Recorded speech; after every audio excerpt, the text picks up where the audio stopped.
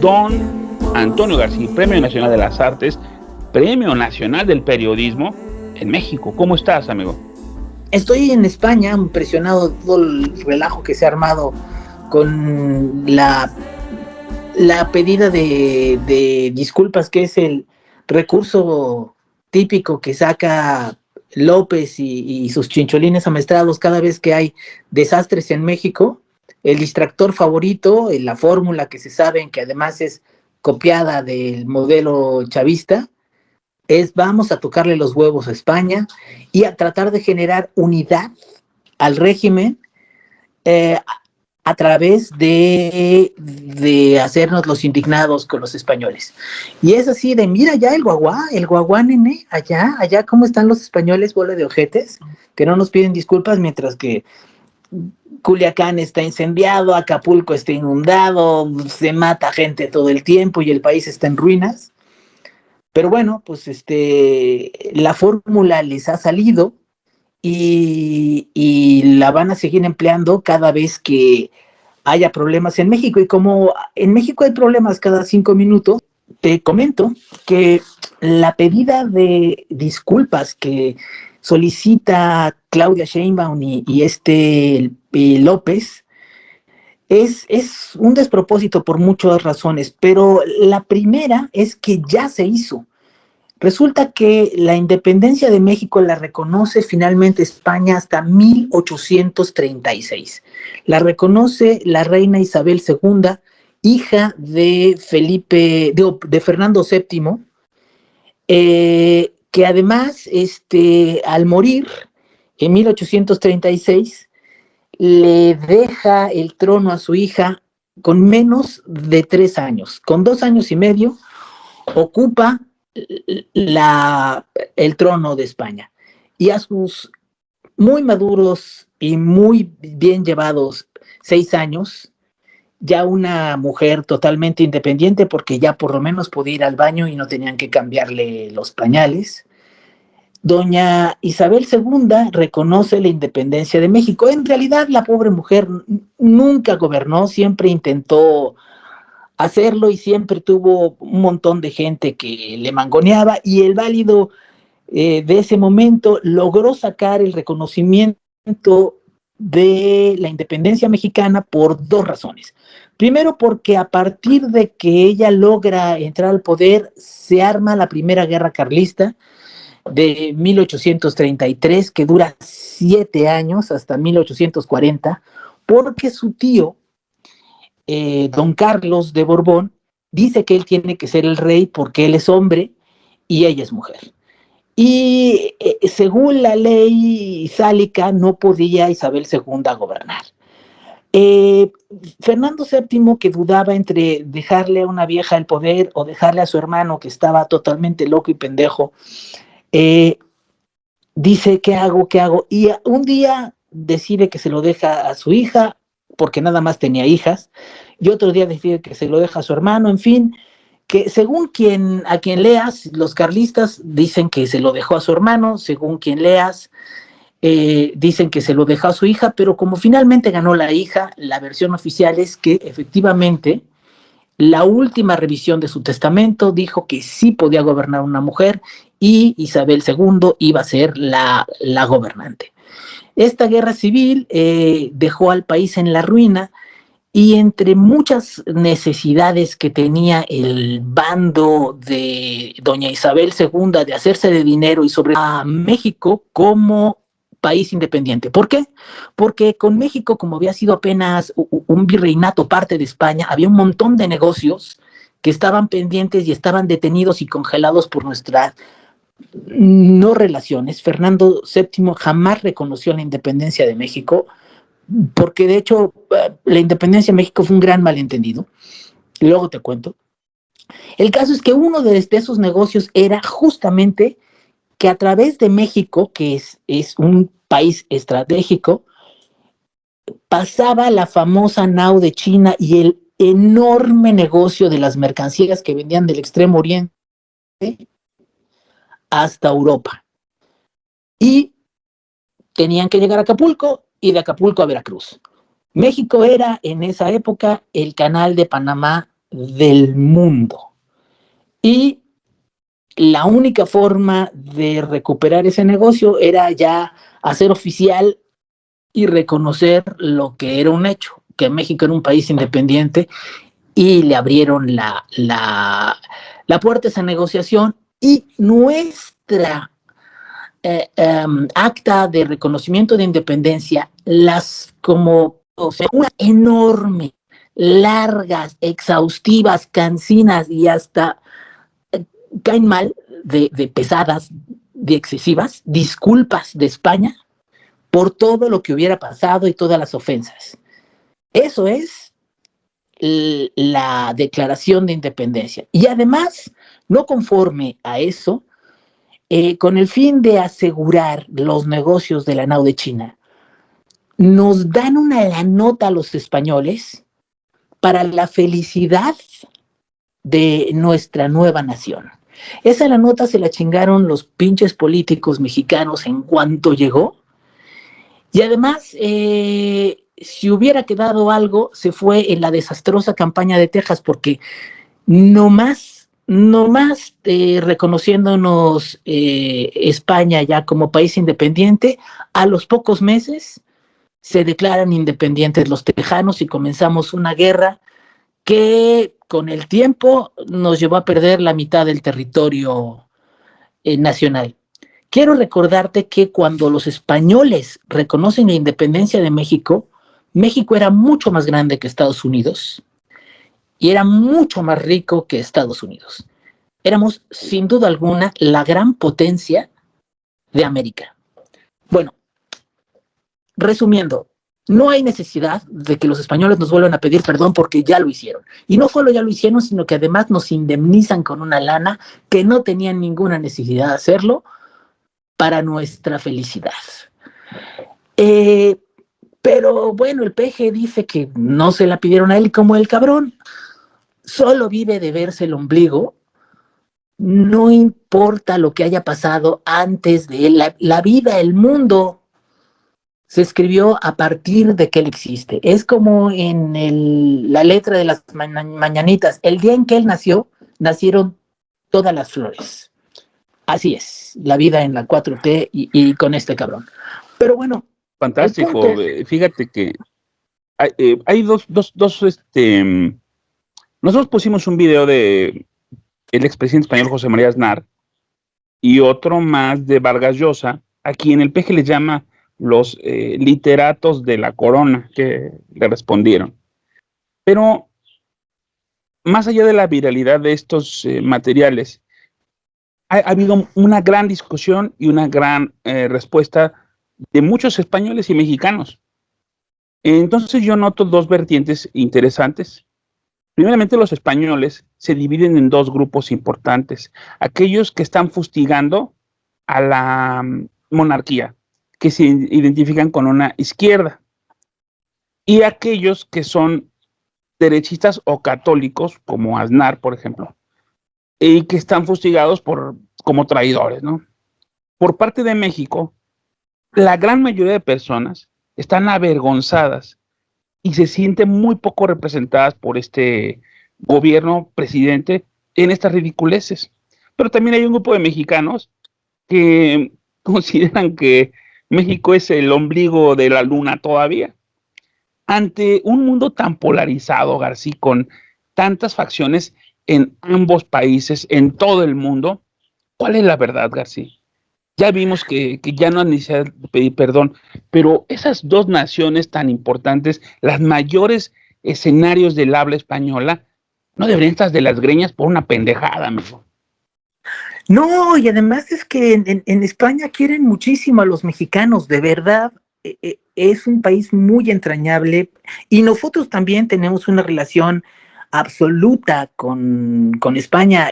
A ver, un presidente que se llama Andrés Manuel López y Obrador, más es un contrasentido andar haciendo ese tipo de revisionismos mamones, porque además de que nos generan pleitos pendejos, es una necedad. Los españoles de aquí no son los que hicieron la conquista, los que hicieron la conquista son nuestros abuelos. Si alguien entonces debe de pedir perdones, los mexicanos, a los mexicanos, no los españoles a los mexicanos, no tienen nada que ver. Porque además cuando llegan estos españoles a lo que hoy es México, España no era España, ni México era México. Llegaron gente del reino de Castilla y había un montón de reinos en lo que era lo que ahora es lo que era el Imperio Mexica y toda esa parte de Mesoamérica, que era apenas 300,000 metros cuadrados. Lo que quedó de México ahora tiene más de 2 millones de kilómetros cuadrados, no 300,000 kilómetros cuadrados, que era el antiguo Imperio Azteca. Acabarla de chingar, el grupo de españoles que tomó Tenochtitlan y que hizo la conquista era apenas 1.5, el 1.5% del ejército que atacó la ciudad. Es decir, el 98.5% del ejército que tomó Tenochtitlan en 1521, en agosto de 1521, eran indígenas que estaban en una guerra de liberación contra la tiranía de un gobierno de terror que era el de los aztecas, que los traía jodidos. La guerra contra los aztecas, texcocanos también, que habían sido aliados de los mismos aztecas, se dedican a exterminarlos y los españoles tratan de impedirlo. Es muy probable que no haya quedado de lo que fueron los aztecas absolutamente nadie. Los españoles los mataron los mismos otros indígenas, otros náhuatl, otros pueblos náhuatl que estaban ahí en la zona, porque los odiaban con todo su corazón. Así que, ¿disculpas de qué? ¿Disculpas de qué? Yo pienso que en esta onda de las disculpas, yo creo que está calentando el terreno para pedir perdón de los millones de mexicanos que fueron desaparecidos por el crimen organizado, que se fueron al extranjero huyendo de la violencia, o de los niños que quedaron sin quimioterapia. O sea, porque realmente me parece que va por ahí el camino, ¿no? O sea, ahorita Acapulco fue borrado por segunda vez por un huracán, están las calles hechas ríos, se habían robado el Fonden. Entonces estaba la presidenta municipal de Acapulco, le llama a López Dóriga y le dice, por favor, necesitamos lanchas inflables, fuentes de poder, necesitamos alimentos. Y López Dóriga le responde, bueno, con todo gusto, ¿por qué no se los pide al gobierno estatal o al gobierno federal? Porque son de mi partido. Y la señora le colgó. Asesinaron el Fondente. Claro, porque si se los pide al gobierno federal o al gobierno del estado, le cuelgan a esa pinche vieja. A ver, este gobierno se acabó todo el dinero del país. Quiero repetirte, todo el dinero del presupuesto del 2024 se lo chingaron en mayo. En mayo ya no había un peso para nada. Y tuvieron que pedir como si no hubiera mañana. Claro, tuvieron que pedir de urgencia un puto préstamo al Banco Mundial para poder terminar el año fiscal.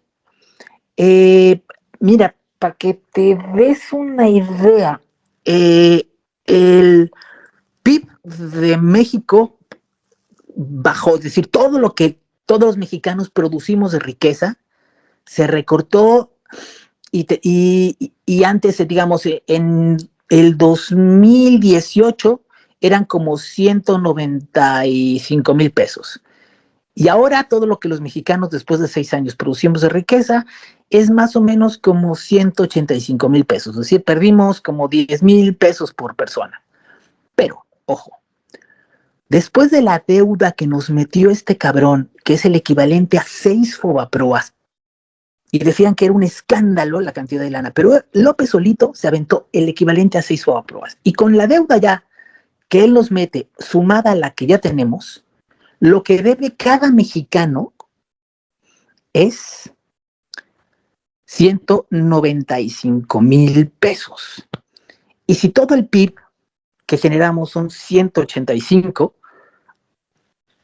la deuda solita nos come y además debemos todo lo que producimos de riqueza y además terminamos debiendo como 10,000 pesos más.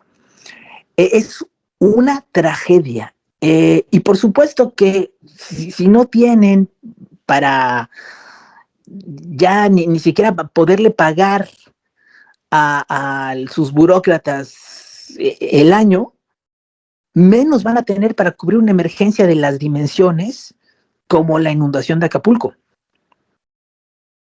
Si ahorita les dices, tráeme una cosa de estas, como las que pide la alcaldesa de Acapulco, por supuesto que en cuanto se los plantee, le cuelgan. No hay.